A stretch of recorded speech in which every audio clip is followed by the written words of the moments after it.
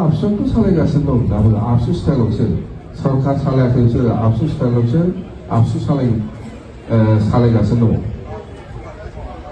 आथिखालाव BPFनि आफादगिरि हाग्रामा महिलारी बिथाङा गोबां जायगायाव समस्ति आरो समस्तियाव बिथांमोना पलिटिकल केम्पेन बा गावसोरनि हानजानि हाबाफारिफोरखौ मावफुंदों आरो बे मावफुंनायनि बेलायाव गोबां बाथ्रा बुंदों।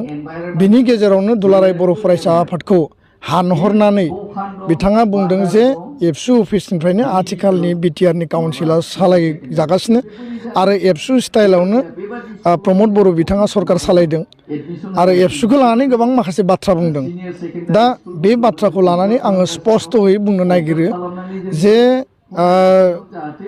मोनसे देशआव गणतान्त्रिक देशआव गोबां हान्जा थायो।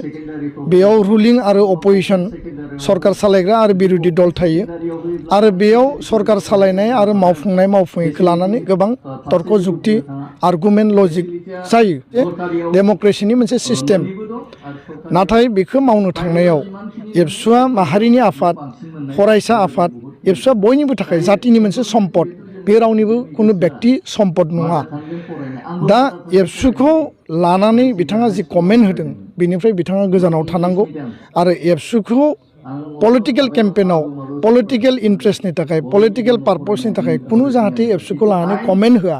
खारन बे बयनिबो थाखाय जातिनि मोनसे सम्पद जातिनि आफाद आरो बड'फा उपेन्द्रनाथ ब्रह्मआ माहारि दानायनि थाखाय गेरेमसा माहारि दानायनि थाखाय जिखिनि हाबा मावलांबाय जों बिनि आधारावनो खामानि मावगासिनो दङ।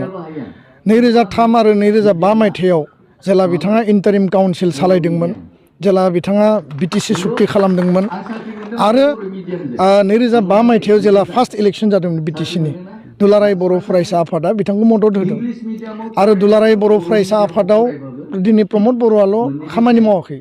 गोबां एबसुनि दैदेनगिरिफ्रा एबसुआव खामानि मावदों आरो बिनि उनाव पलिटिकेल फिल्डआव थांदों।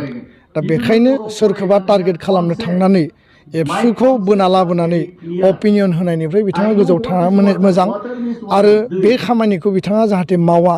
बेनिखायनो आङो आर्नेस्टलि आपिल खालामो।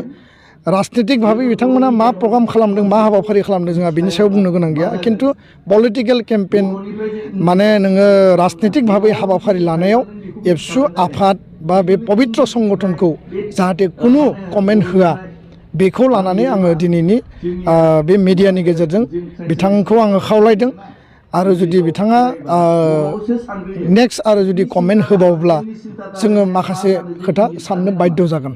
गोजोन्थों।